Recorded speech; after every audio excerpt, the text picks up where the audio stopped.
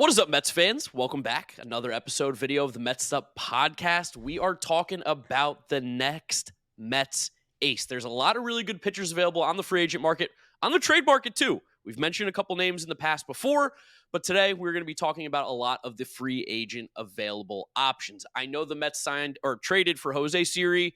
Carlos Mendoza finished third in the National League Manager of the Year. We're going to talk about that at the end of the episode. Right now, for the first chunk of it, we're going to focus on pitching, and I feel like there's no better place to start than with Corbin Burnes, who is by far the best pitcher on the market right now.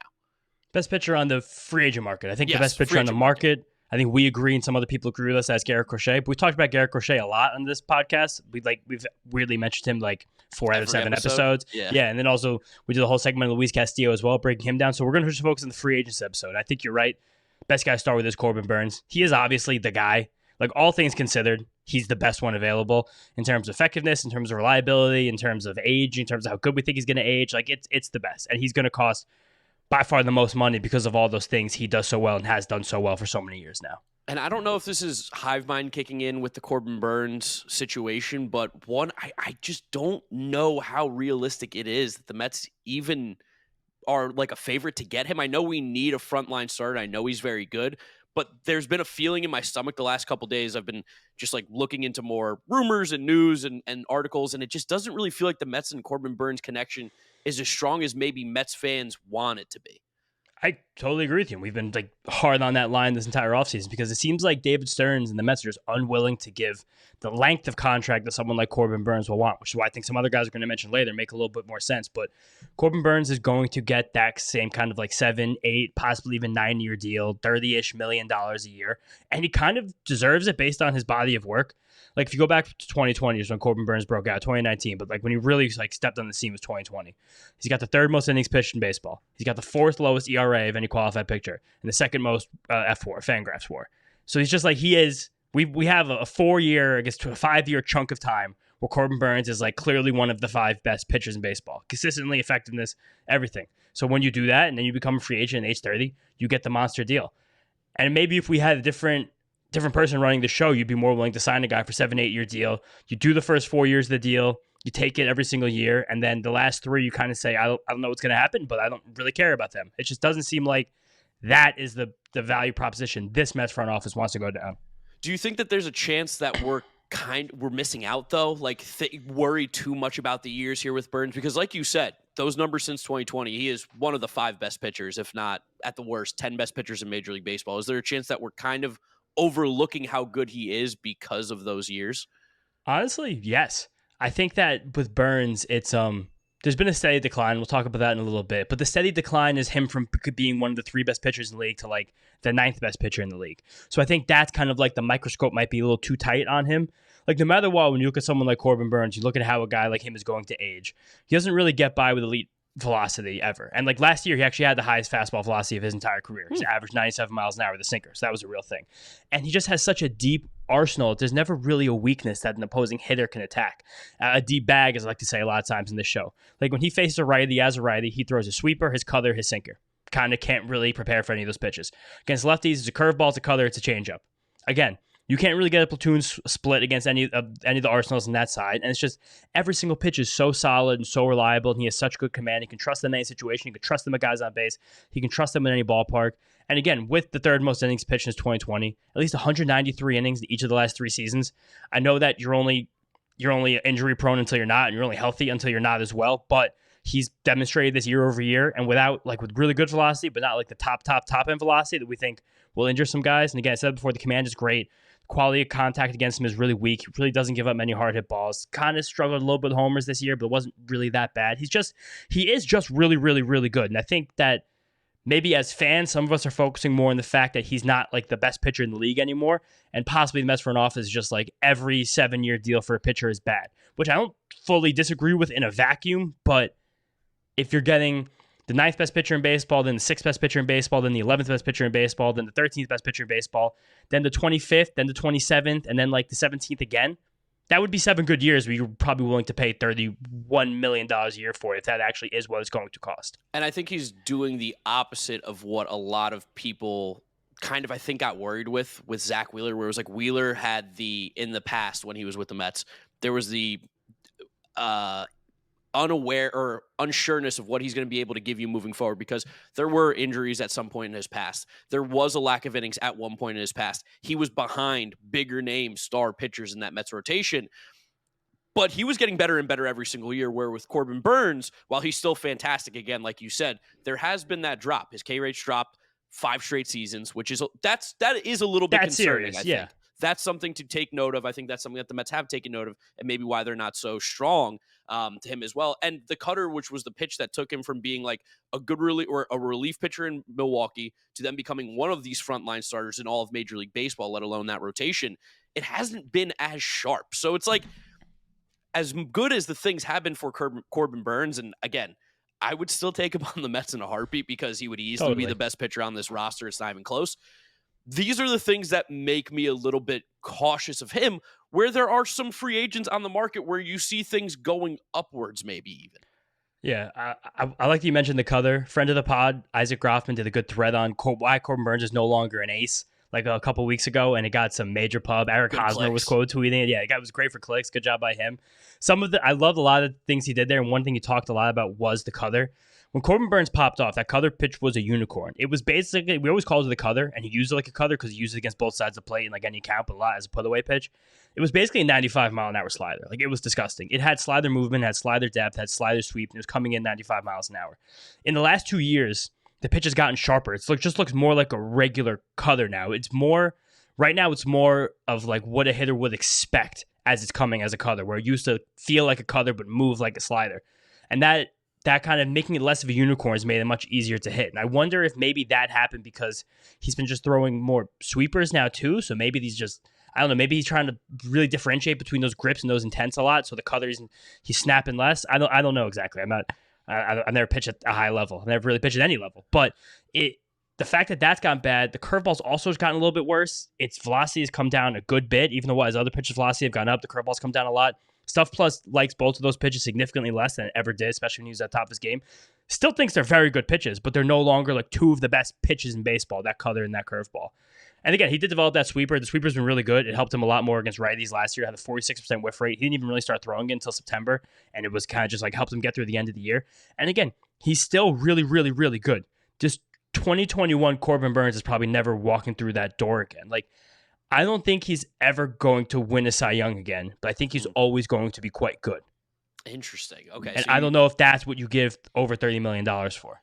Yeah, I mean, I think you can make the argument on both sides, because I'll take a guy who finishes in the top 5 every year. Like, honestly, at the end of the day, like, winning the Cy Young is like a cool accolade, but Jacob deGrom won it a bunch of times and we didn't win shit. So it's like, yeah, I'm saying that's like a place to start where it's like, I don't think that there's ever going to be a year where he's the best pitcher in baseball again. Like, I think those days are over for Corbin Burnes. But that's also just because he's getting a little bit older now. But again, other guys in their 30s have been the best pitcher in baseball. Like when Max Scherzer signed that deal with the Nationals, there were a lot of times in his early 30s where like, this is the best pitcher in baseball. Yes. Maybe Burnes can get back there. Because also the part with Burnes, like the strikeout rate keeps dropping. He had the weird thing happen to him 2 years ago where he had like an outward battle with the Brewers front office. Yeah. Like they fall over with David Stearns technically. Neither here nor there. But like there was a fight over, I think it was like $25,000, which is like, all right, this guy just won the Cy Young. He's the best player on your team. To nickel and dime him is bullshit. That'll fuck with the guy's mind. And then also, maybe when he's pitching in a place like Milwaukee, he's like, I'm trying to get more strikeouts. Then he goes to a place like Baltimore where they had Mount Baltimore, may it rest in peace. He's like, I'll pitch him more contact. That's okay. I'm not really worried about the strikeouts anymore. And also a team like the Orioles last year, the rotation was decimated over time. So he's like, I have to give length. I can't really be pitching. I can't be fishing for strikeouts. I have to get into and out of these innings as quickly as I can. So a guy like him, who's always so in control, who has such a mental game going on, is probably better than most players in the league.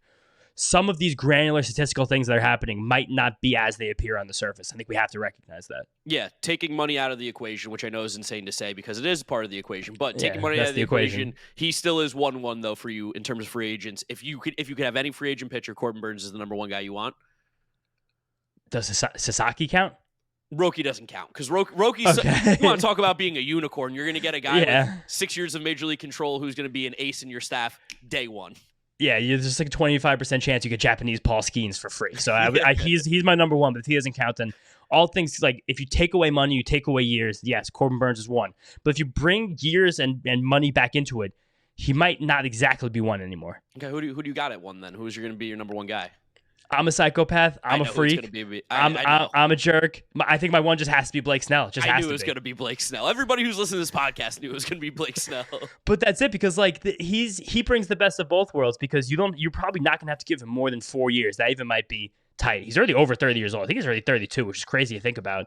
And I will say that the top end of Blake Snell right now is better than Corbin Burnes. I really do. Like, I can easily see Blake Snell winning another Cy Young award. I can see Blake Snell winning the Cy Young next year.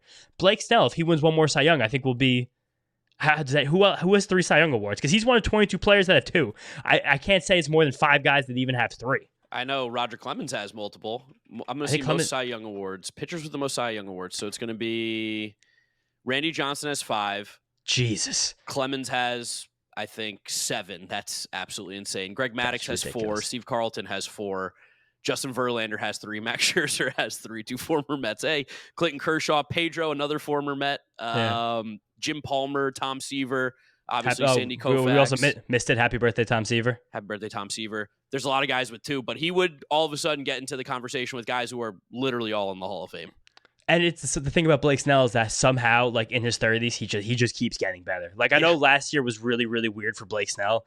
Like it was a good microcosm for the entire Blake Snell experience, because San Francisco signed him in March because no one wanted to give him a monster deal. He never ramped up right. He came back too soon. He immediately sucked. He got hurt. He sucked. He had a kid, and then he got hurt again. And then he didn't really actually start his season until July. But then and at that point, like through 6 starts here and there between April, May, and June, 6 starts, 9.5 ERA. Terrible. As bad as it could possibly get. Then he comes back in July, 1.23 ERA, 38% strikeout rate in 14 innings. Lowest ERA in the league from July onward by 0.6. The best strikeout rate by 6 percentage points over Paul Skeens. The best strikeout minus walk ratio in the league. The only pitchers in baseball that had more F4 than Snell from July on were Tarek Skubal and Chris Sale, the 2 Cy Young Award winners. Yep. And he made the 14 starts, like I said. 10 of them, he went at least 6 innings. So he was the best pitcher in baseball for 4 months. And like I'll tell you this is going to be fucked up to hear.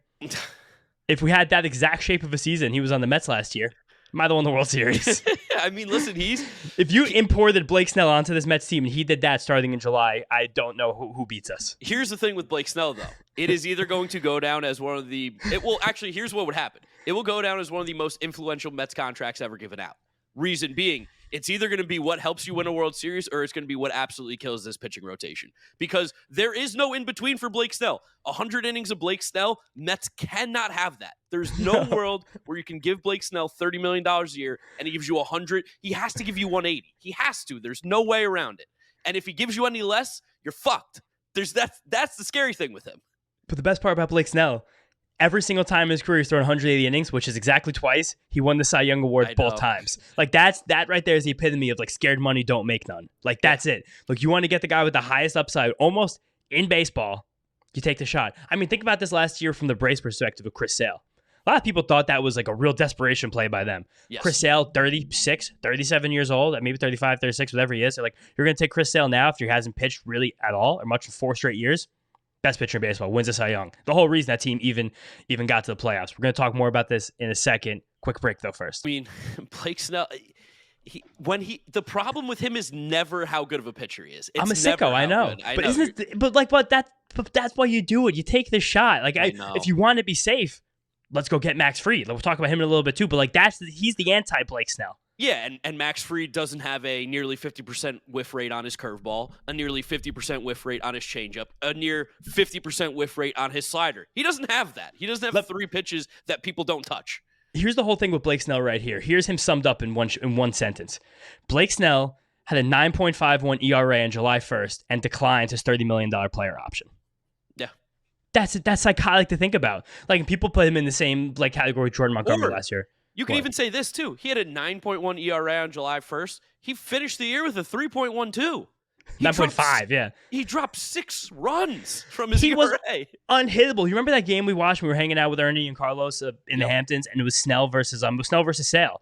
Yeah. And I think they each had like 14 strikeouts in 7 innings. They were just going bar for bar, inning for inning, and we were like, oh my God. Dude, friend Carlos, who doesn't even watch baseball, was like, this is sick. We're like, he won me a ton of money against the Reds and Andrew Abbott when they had a duel, and he had, I think, like 13 strikeouts. He had to go all 9 innings to get it for me. It was fantastic. The cool thing about Snell last year too, just to get granular for a second, like he got a lot better. Like he made adjustments last year. I think that was aided a lot by what the Giants were doing with that team before Buster Posey now has taken over to bring them back to the promised land. But his changeup is always a big problem pitch for him, Snell.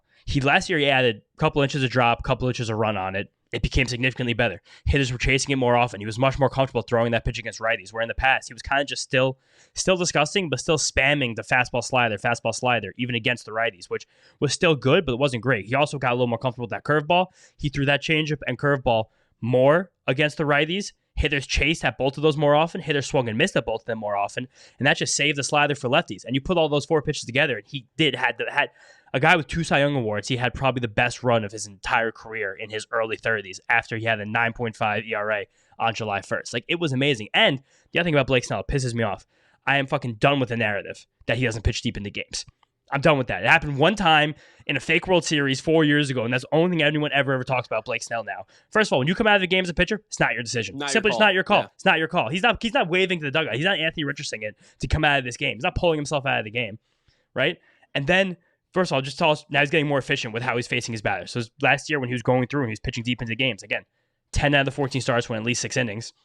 He's getting more efficient. He's getting the outs quicker. And 2023, when he had a really good season, won the Cy Young, before he went to free agent, he threw at least 6 innings 20 times. You remember the 2023 season, right? Just put yourself back in 2023 mind for a second. Okay. Blake Snell threw 6 innings 20 times. Yeah, Zen, love that. Mm-hmm. Corbin Burnes only did that 21 times. Logan Gilbert only did that 20 times. Sandy Alcantara, the king of going deep in the games, only did that 20 times. Same as Blake Snell. That's a good stat right there with Sandy, because people will always bring up, like, he goes so deep. I have another good one. Mets fans, you guys really remember Kodai Senga in 2023, right? He had an amazing season. Amazing season. He only pitched 6 innings 17 times. Fewer times than Blake Snell. I hate that everyone goes this narrative. Blake Snell, he's a 5 and dive, doesn't pitch deep into games. This could be absolutely get a lightning bolt, get smited for this after what I did to Sean Manaea last year. Next year, Blake Snell becomes a 5 and dive again on the Mets. But he's going to pitch deep into games. He's even been vocal. He wants to pitch deeper into games. He said it's something he can do. He wants to do that. He will do when he goes to his new team. He tried to fight Kevin Cash. He was like, I'm not coming out of this game. He's like, yes, you are. And then we all saw what happened. Again, whatever. Not going to hold that against Kevin Cash exactly. But I think that Blake Snell just offers this tantalizing upside without the longest long-term contract that really would fit, I think, what the Mets are trying to do really well. Yeah, I think, like I said, there's a world where Blake Snell either is the reason we win World Series, along with hopefully Juan Soto and other pieces, but he could be the pitching side of why we win a World Series. He could also super be the reason why the Mets can't actually ever get over the hump, because he's just not there. Yeah, he also might despise New York. He might cross New York off the list. That's before the process even begins. I don't think so. He wants the bag, and there's one team that hands out the bag right now. It's the New York Mets and the Dodgers. Those are the two teams. So we'll have to wait and see. A guy who's a little bit more safe, I think, to say. You said the anti-Blake Snell. A little more chill. Yeah, a little more chill. West Coast guy, Max Fried. He's someone who I'm gonna have a bad take, and I'm ready to have it. I don't want him on the Mets. I can't swallow the pill of Max Fried on the Mets, and it really has nothing to do with him as a pitcher and everything to do with him being an Atlanta Brave who's a lefty, who's white. He probably played hockey. I don't know. Tom Glavine. That's all I see over in my head over and over again. The last time we took this great lefty Braves pitcher, I know Tom Glavine was way older. Way older. It was the end of his career. But I'll never forgive Tom Glavine. I hate the Braves. And I don't know. It would be so exactly what you'd expect for Max Fried to come here and suck. Yeah, but you're also talking about a guy who's literally never sucked. He's never been bad. Yeah, no, he's never even been close to bad. His highest ERA in his career for a full season is like 3.4. Like, he's just good. Like, the more I look at Max Fried, the more I think about him, and the more it seems like where his contract is going to wind up, the more I kind of can't stop myself from liking him. Oh, man. And it's weird. I don't know. I fucking love a crafty lefty like Fried. Heck, can spin it. He's got so many little tricks. He's got all these little things in his bag. Like, he's got the distinct cutter. He's got the sweeper. He's got the slider. He has a fastball. He has a sinker. Neither of those two shapes or velo are good, but he has them. He shows them. His changeup has come such a long way since he was a young pitcher. And his curveball thing that was always his bread and butter is still just so fucking nasty. It's incredible. It's such a deep bag. Like, I love pitchers with deep bags like this. Hitters never have any idea what's coming. Last year against left-handed batters, Max Fried threw 4 different pitches at least 20% of the time. Yeah, it's tough. That's crazy. You have no idea what's coming. And 3 of them against the righties. So it's just like you're in these at-bats. And like, I love that Baseball Savant does this really good graphic where it shows like pie charts based on every single count and handedness for a pitcher. And Max Fried's look like fucking chaos because you just don't know what's coming. It's just, here's a fastball, here's a changeup, here's a curveball, here's a slider, here's a sweeper. It's just like, there's so much stuff going on. It's like, I love that. The command's always good. The velocity's holding strong at 94. If he loses 2 ticks, I'm going to be really, really scared about that. He's always been amazing in the playoffs. Like, he's always been really good in big games. He has that kind of like tenacity to him. He's got the big pedigree, high first round pick.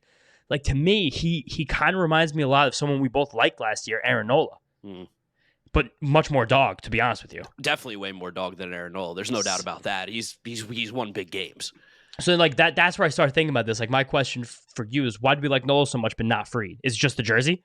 Yeah, I think it might be. I think part of it too is the fact that like a lot of Braves fans like were pumping how Max Fried is like one of the best pitchers in baseball. I don't ever hear Phillies fans saying that Aaron Nola is one of the best pitchers in baseball. In fact, he just commonly gets underrated, if anything. But Braves fans were obnoxious with thinking Max Fried was in the same level as like Jacob deGrom and like those guys. It's like he was never there. He can be a very, very good pitcher. And like you said, he's the anti-Blake Snell, too. Like, Snell, 34% K rate last year. Max Fried, 23% with an 8% walk rate. Like, those numbers, those don't scare you at all? 23% K rate, 8% walk rate? Not again. I get it. Does. I'm not telling you that Max Fried is like the ace of all aces. I know. Like, I get that. Yeah. I think like in a vacuum, there's not conversation of whether or not like in a 1 year sample we expect Max Fried, if he's a Mets, to be better than Kodai Senga. You know what I mean? But it's just like if I have to sign this again, I wouldn't sign him to a 7-year deal. I definitely would not do that either. Like, no, absolutely not. I'd love this at 4 or 5 years. I'd be okay with it at 6. I would think about it. I'd like bite my lip, but I'd be fine with it. But more than that, I don't think I would do. It's just Fried to me. I see his incredible longevity to Fried. I see a guy who's always going to have another trick up his sleeve. He's really good at picking up new pitches. He's really good at adjusting his shapes. He's really good at hitting the spot when he really, really has to. He's pitching a lot of big games. He just seems like he has that edge to him that makes a pitcher stick around for a very, very long time. And I don't know. It's something that it's hard to quantify with a strikeout rate and a walk rate, but I can just like see it and I can feel it. And it's all mostly because of how many pitches he has and like how much he can mix around. And like I said before, those lefties that can spin, you just feel like they'll be around forever. It's just he does so many little things well, like so many more than most of these modern pitchers do. It's just he's a pitcher. That's my quip for you. Not a thrower. He's a pitcher. Yeah, that's fair. I was like, I also get PTSD too from another left-handed pitcher in this division by the name of Patrick Corbin, and I'm just like, yeah, that's different. But he had like way more jump off the page stuff. Maybe he's a little closer to Blake Snell though as a free agent, because Patrick Corbin, that 2018 year before he signed with the Nationals, his numbers were out of control good. They were disgusting. He had the highest K rate of his career, wasn't walking anybody, who's healthy. He threw innings that season. And then, obviously, I mean, they won the World Series in 2019, so we take it. But the rest of it was absolutely terrible. He was unpitchable at times. Yeah, but you're still throwing. That's a 91 mile an hour fastball that doesn't have like the incredible like jump off the page hop that Blake Snell has from a lefty. And also, again, even Snell has a bigger bag of tricks. Like back then, Corbin was just slider as much as he could. Curveballs once in a while to get the righties as much as he had to. But it was just. I don't know. Snell's bag is deeper and Fried's bag is significantly deeper. Fried's got I trust. Yeah, Fried has a satchel over there. Corbin was just such a glaring red flag. Like he only had one way to get hitters out. Like if you don't swing at the slider, I don't have any other options now. Please don't try and hit this. No, I don't know. Max Fried in a Mets jersey would like be so weird. It would hurt my head a little bit. But I think the other side of that would be fucking awesome. If he was great, oh my God, it'd be amazing. It'd be so sick. It would be nice to get that one over on them. I'm not even doing this in like a vengeful way. I'm just saying like I think he is good. I don't think they're going to be able to pay him. I don't even think they want to pay him at this point. And I think it was just he's another guy who I also think like he'd be like New York. Like I don't know if he'd like that. Yeah, that was gonna be my next question. I haven't seen anything about the Mets and Max Fried, I feel like. No, I haven't seen anything about the Mets in any of these pitchers, but it just seemed like they're dead set focused on Soto in like a very respectful way, yeah. And they should be. I mean, yeah, we've seen some comments from the other side about Juan Soto stuff, so we could talk about that a little bit later. Last guy to mention, just because this is a name that I feel like Mets fans, Mets Twitter, everybody wants to talk about, Shane Bieber. He is the guy that is perceived as what could be maybe a potential ace in the future for a team, if that's the Mets or not. But really, you dive under the hood, probably not the case. I'm concerned with him. He's someone who I wouldn't touch with a 10-foot pole right now. I would let someone else get him right. I don't want to be the team right now. I totally agree with you. I don't think there's anything that I don't know. I don't really see it with Shane Bieber at all. Like he is the wild card. I get that. He has the Cy Young Award. He had those really good years. This year when he went down with Tommy John surgery, he looked like he came out of the gate blazing, looked like he was going to have another like classic Shane Bieber season. When he went on the shelf, he had 12 innings, no earned runs, 20 strikeouts. It was disgusting. And the big thing with Bieber is that he got his fastball back over 92 miles an hour for the first time in a few years. After that, velocity fell for 3 straight seasons. But also, maybe that's why he got hurt. Maybe he got hurt, tried to air it out in his contract year, and he was like, all right, I got hurt. 92. Like, if it drops even a smidge, you're fucked. Oh, well, this is the whole thing. I think everyone kind of anchors onto Shane Bieber's 2020 season as like he's still could be one of the best pitchers in baseball, which that was a 60-game season. That was a third of the baseball season. It was fake. Yeah. And then, but 2019 was also really, really good in the rabbit ball year. 2022 was also amazing. But 2021, he had a shoulder injury that cropped up in June that put him on the IL for 3 months. And when he came back, he was throwing 91. And he's been throwing 91 since then. And that, to me, is the thing where I'm like, I don't trust this guy at all. Yeah, I mean, especially because I don't think the contract, like, I think people who aren't necessarily thinking the most are like, oh, yeah, we'll give him like a Manaea Severino contract. Like, yeah, like 1 year, 10, 12, 14 million. He's going to be wanting $20 million. He's going to be wanting multiple years because he has that Cy Young, something that a lot of those guys who are in that bargain bin range never will come close to. No, I think it's probably similar to what Woodruff got last year. What was that, 2 for 40? I was about to say 2 for 40 is the number, I think. Yeah, here's $15 million to rehab. Next year, you're going to get $25 million to pitch. That's kind of what this is. And that, like, think some teams, that would be smart. But I don't know. To me, like the Dodgers, that would be smart. Yeah, you had a shoulder injury 3 years ago, and then his velocity fell a couple miles an hour. And then you have 2 straight years of elbow injuries. Then they result in Tommy John surgery. And then, like, when he was at the top of his game, he was throwing a 90-mile-an-hour cutter that was disgusting. Now it's just like an 85-mile-an-hour cutter that looks like everybody else's in the league. The knuckle curve and the slider are still disgusting. But if you ask me, like, I think he's a lot closer in skill to, like, Manaea, Kikuchi, those guys, than he is to the other 3 guys we've mentioned here. Yeah, and I don't really want to be the team that pays him and tries to get him right. It just seems like a blinking red light. This is going to be a disaster. Not a disaster, but it's just you're not getting an ace. And like the whole point of how we phrase this episode is that this is how the Mets can try and find an ace. And I want to mention him because I don't think he's anywhere close to the guys who actually could be considered ace-like. No. And then we got to just talk about Roki Sasaki for a minute because there's been some information that we've been learning about Roki. One, maybe doesn't want to be in L.A. Maybe doesn't want to be in L.A. is apparently one of the rumors that's going around. Not to mention, he has the same agent as Kodai Senga. Kodai Senga pitches for the New York Mets. And Yu Darvish. Well, don't worry about that. That's not what we're talking about here. We're talking about Kodai Senga. And then secondly, his pitching coach for Chiba Lotte, Masato Yoshi, was a prominent former Mets starter. Mm-hmm. He was, in fact, one of the very first MPB pitchers in Major League Baseball when he pitched for the 1998 Mets. There's connections all over the place. I'm Pepe Silviaing it right now. I'm connecting all the dots. I'll drop to my knees if we sign Roki Sasaki. Yeah, that would be sick. No, I will. Like I'll freak out. Dropping to I was gonna say like I'll be like giving thanks to the universe, to the world. What are you gonna do for Soto? Oh no, Soto. I mean, NCC. Yeah, it's fair. Let's see, we're gonna give you guys the drunkest episode ever if we sign Juan Soto. But Sasaki is you're getting someone who could be the best pitcher in baseball for free. Yeah.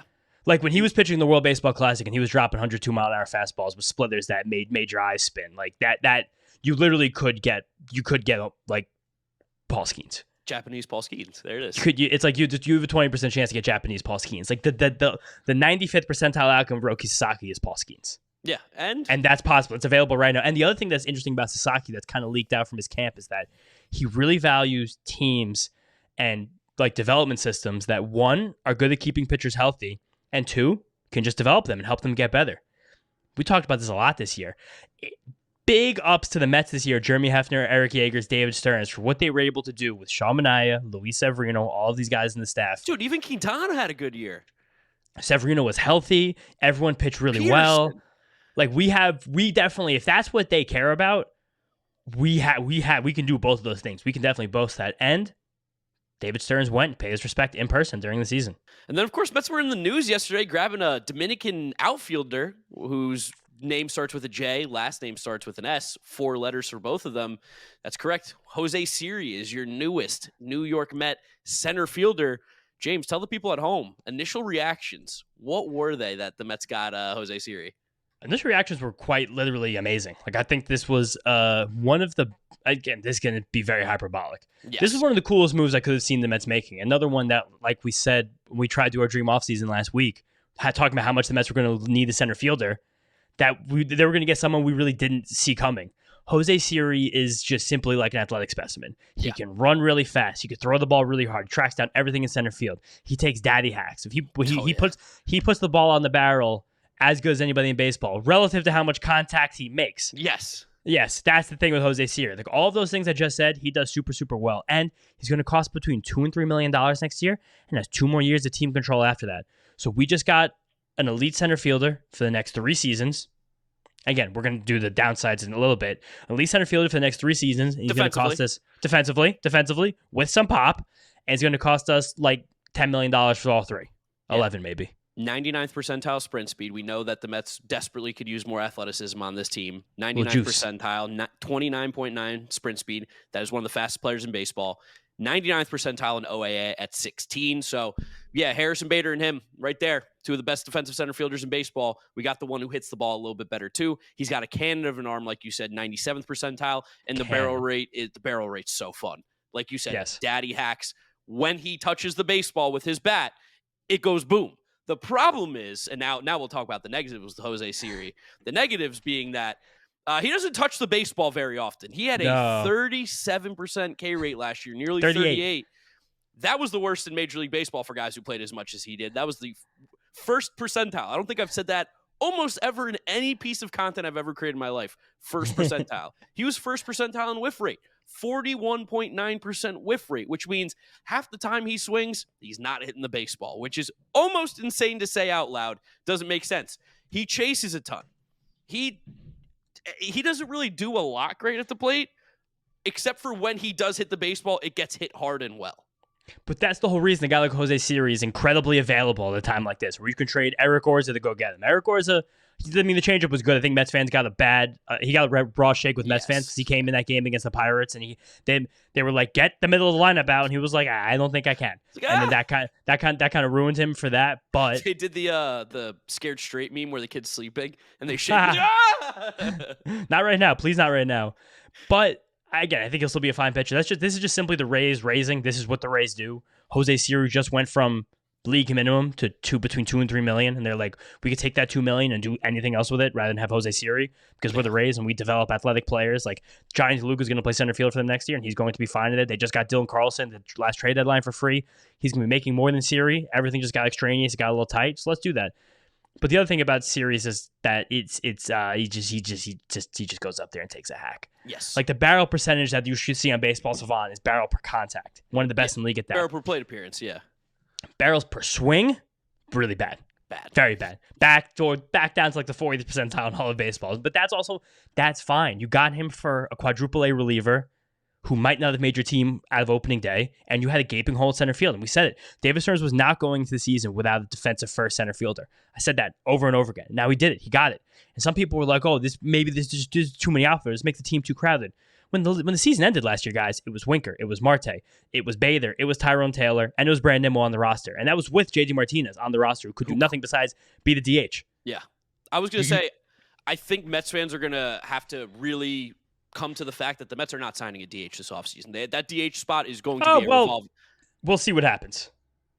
I guess it depends. On Juan Soto. But it seems like the plan right now, if everything goes right, is that the DH spot is going to be open and is going to be a revolving door to be able to get guys into the lineup and give them a day off in the field. And I think that was the plan last year until JD Martinez became more or less free in the last 2 weeks of March. Yeah, and guess what? There will be another DH2 that will become available for free in March at some point as well. Like, that position, as we've learned now that every team gets a DH, people just don't pay for it. No, and you don't need to pay for it. I think that's also something that David Stearns, I don't think the way last season went, I'm not going to say he regretted this. I think that his original plan was, we're going to use this spot to rotate, to give guys a break, to give guys a day off. I think last year, truthfully, the plan was to use that to give Mark Vientos a better shot to make the opening day roster. Yes. And I'll say this will be, you want to get put in a pretzel right now. Yeah. If Mark Vientos is on the roster the whole season, is it better or worse than having those couple months of JD Martinez? Oh man, that is a friggin' pretzel. Did Mark Vientos need to get sent down? Yeah, to become Mark Vientos. Maybe, yeah. I don't know. Maybe that was the Galaxy brain butterfly take effect. Yeah. But similar to Harrison Bader last year, I doubt Jose Siri gets more than 400-ish plate appearances because his plate appearances aren't that good.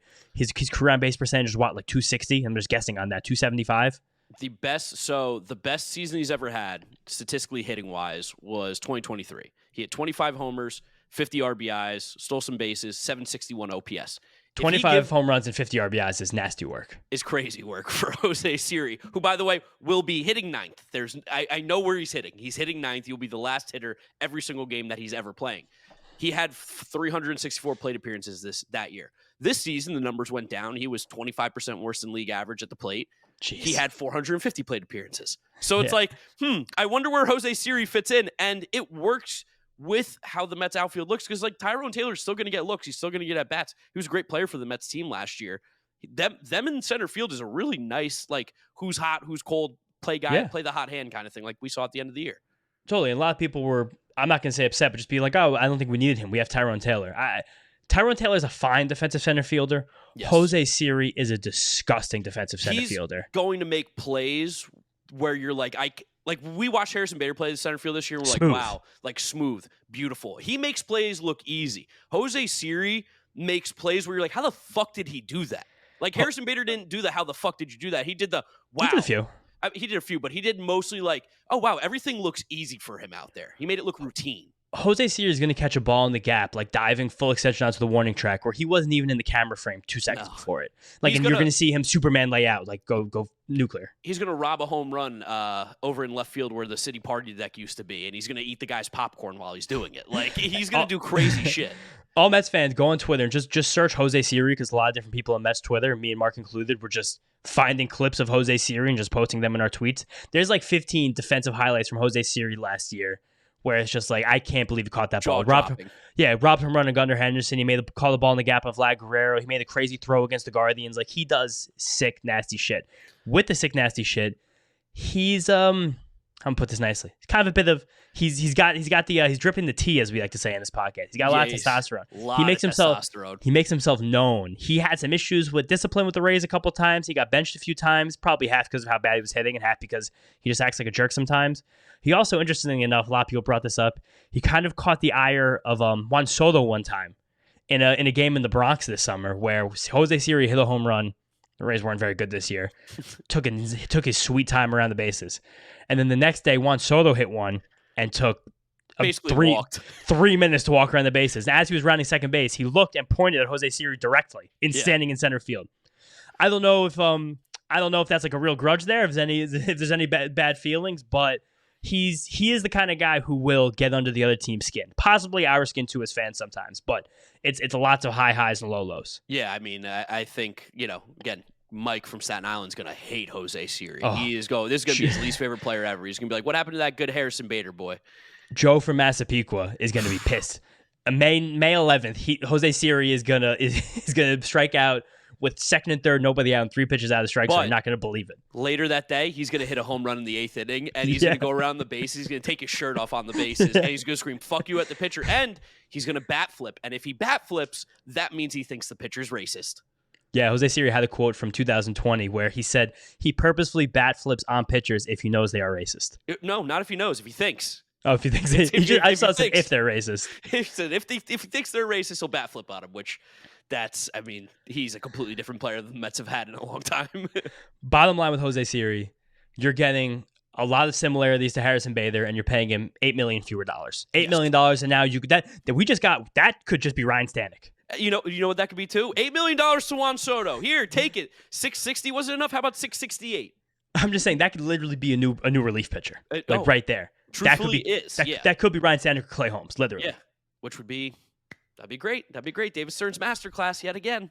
Always on top of this, David Stearns. Last thing we want to talk about briefly, Carlos Mendoza came in third manager of the year. It's a crock of shit. Best manager in baseball. Yeah, I mean, listen, I'm going to say this, and I told you this before the podcast started. So on my season predictions on my YouTube channel, I had the Brewers finishing in 5th place. And boy, could I have not been literally more wrong. That was one of the worst predictions I've ever had in my life. But if that was such a bad prediction from me, like I was getting all year long about like, you think the Brewers stink, you think this, then why is Pat Murphy the manager of the year? If I was so wrong in saying that I thought the Brewers were going to stink, why was he the manager of the year then? because they did what they were supposed to do. Why is the manager of the year being graded on Giraffe Neck Mark's predictions? No, but why is that the scale? It's definitely not the scale. Because manager of the year is a narrative award. It's 100% a narrative award. What was the narrative for the Brewers? If they were supposed to be that good and I missed them, then why does he win manager of the year over Carlos Mendoza, who the Mets were not supposed to be a playoff team? They won the division. If the Mets won the division, Mendoza would have been manager of the year. So this is just who wins the most games from the poorest team. Is that what this award is now? That's exactly what this is. Who has the best season, usually from a landlocked team? Okay. This is to well, get I guess the last two NL winners were not landlocked, but because same thing in the AL, where Steven Vogt wins over AJ. Award. Yeah. Yeah, where Steven Vogt wins over AJ Hinch. AJ Hinch dragged the Tiger team to the playoffs with one starting pitcher. Yeah, or like Steven Vogt. I mean, he was. I think he came in third. Like Steven Vogt just did what the Guardians usually do every couple of years. Yeah. And again, I'm not taking anything away from Steven Vogt or Pat Murphy. No, they did great jobs. And also, it seems like both of these awards wrapped up in July. Yeah. I think that's when everyone stopped thinking about who they're going to vote for manager of the year because Pat, yeah, totally. But I don't know. Pat Murphy also did have all of the offseason stuff where like Craig Counsell got a bag from the Cubs to just be a manager, and then the Mets stole David Stearns, and then even Christian Yelich got hurt. He missed half the season. Quick question: who won the division in 2023? For the NL Central? Oh, wasn't the Brewers? Okay, yeah, just checking. So they won division again. Yeah, back-to-back champs. But they lost Corbin Burnes. They didn't have Brandon Woodruff. They lost Christian Yelich for half the year. They lost a manager. They lost a GM. Like, that all did happen, and they still won the division. Credit to Pat Murphy's a good manager. I mean, hey, we own him. To be fair, I really have more of a beef that Mendoza finished third behind Mike Schilt. Get the fuck out of here. Mike Schilt gets ahead of him. That's insane. But that's the award of who had the better record. They're what, 4 games better than the Mets? That's the whole thing. That's absolutely insane. Even though the Mets, we won the season series against them.